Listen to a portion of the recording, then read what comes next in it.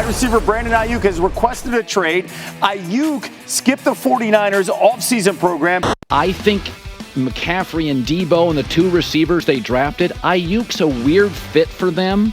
Well, when you have a very talented roster, it's going to be very expensive. It's going to be hard to get money around, and Brandon Aiyuk is seemingly the guy that they are not going to be able to give money to. The Bills, Bears, Chiefs, Chargers, Dolphins, Saints, Giants, and 49ers all began rookie camp today. Over the next 2 weeks, every team will have rooks and vets back at camp, so that means real football news is coming back. Chicago was able to get deals done with both Rome Odunze and Caleb Williams. The 49ers, however, haven't had such luck with Brandon Aiyuk. Contract talks have gotten so bad, it's now being reported that Brandon Aiyuk has officially requested a trade from the San Francisco 49ers. Let's dive deep into Aiyuk's trade value, free agency value, trade partners potentially, and take a brief look at how we got here.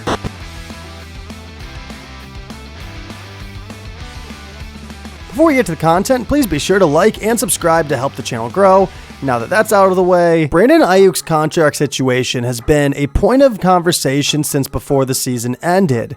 And while there have been rumblings about his contract since last offseason, things really heated up in February when, after losing the Super Bowl, Brandon Aiyuk posted to Instagram, "Don't forget what got you there." Then Brandon's brother posted, "We leave in San Francisco, BA to Vegas." Then Brandon Aiyuk's girlfriend posted, "Well, okay, this might have been the last day we touched foot on Levi Stadium, me and Braylon, because we might not be out here next season." And the ironic part about all these social media posts is that it could actually make it harder for Brandon Aiyuk to find a trade partner. Owners and GMs don't want to have to answer for their players' social media accounts. And owners and GMs really don't want to have to answer to their players' families' social media accounts. So some teams might view all of this social media blasting as a huge negative and a reason not to trade for Brandon Aiyuk, especially since we're only 2 months removed from arguably the most wide receiver heavy draft that we've ever seen. But according to Mike Garofalo,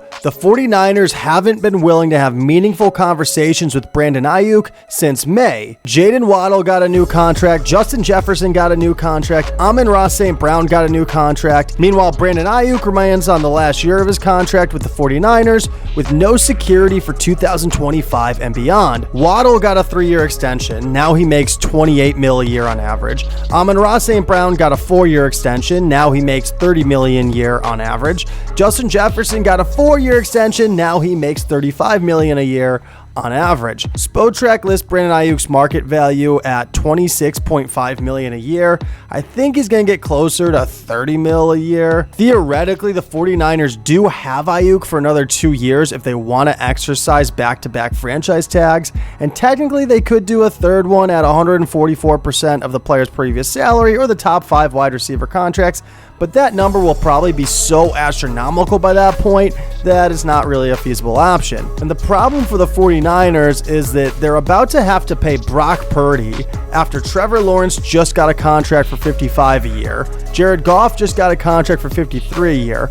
Brock Purdy is coming off of the best season of the 3, so that's probably going to break the bank for the 49ers if they can afford it at all. If not, I guess they could let him play out the last year of his contract because they technically have him through 2025, but that could be risky. The last thing you want is for him to catch wind that Seattle's willing to pay him $60 a year, and now he's set to become a free agent, and your only option is to tag him or let him walk.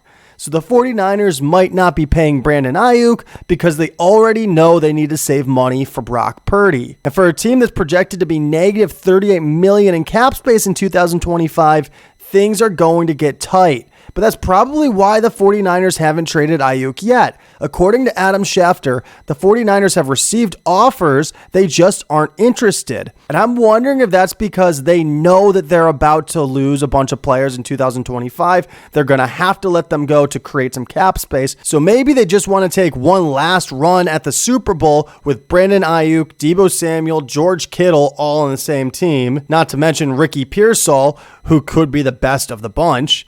Having said that, if the 49ers are willing to trade Aiyuk, it's going to be tricky. I'm assuming they have no interest in trading him in the division, so that's 3 less trade partners. Any team that trades for Aiyuk is going to have to give him a new contract right away, so they need to have cap space in 2025 because usually it's the second year. You do an extension, so he'll play out the last year that he has on his current contract, but you'll add an extension, you'll give him a signing bonus and all that stuff. So really it'll get expensive starting next season.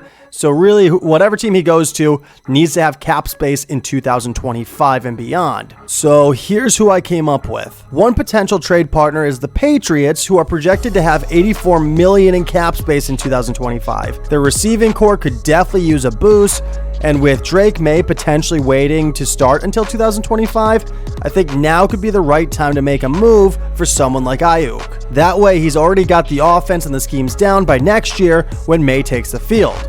Another possibility is the Steelers. If Russell Wilson gets off to a good start and Aiyuk is available by the trade deadline, the Steelers could be one of the teams to watch that could make a push. Remember, that Steelers defense is nasty. They made the playoffs last year despite having no offense to speak of. And I got one more for you. The Jets. They're projected to have $58 million in cap space in 2025. And everyone's jobs are on the line. I know the internet seems to think the Jets are going to make a move for Davante Adams. I'm not so sure about that. I mean, Davante Adams' agents actually shut down the rumors of the trade just today. Kenny Chapman and Frank Bauer told Adam Schefter, "This is baseless, unfounded speculation, and Davante is expected to be with the Raiders as there has been absolutely no trade talk, period." Don't feel bad if you thought the trade rumors were true, because really it was Aaron Rodgers that started this whole thing. Last week when he was at the American Century Golf Championship, Aaron said this. What's up? Do you think Luke Getsy's going to utilize Davante Adams good in the new Raiders offense? He's a fantastic coach. I love Davante. I can't wait to play with him again. I think if you're Joe Douglas and Robert Saleh, you need to go all in this year. Your jobs are depending on it. And giving Aaron Rodgers Brandon Aiyuk to throw to could be the difference between winning 8 games this year and being out of a job next offseason, or winning 10 games this year and buying yourself another season. Or let's be more optimistic than that. It could be the difference between winning 11 games this year and being a number 5 seed, or winning 13 games this year and being a number 1 seed. Fox Sports and ESPN have not been fully reporting on the NFL Sunday ticket trial, and there's actually a reason they really don't want to talk about it or don't want you to hear about it specifically from them. I break it all down in a different video. Also, Terrell Davis was apprehended in front of his wife and children on an airplane in a really bizarre set of circumstances. Both those videos will be available to you on the end screen. Thanks for watching Mike Adams Football.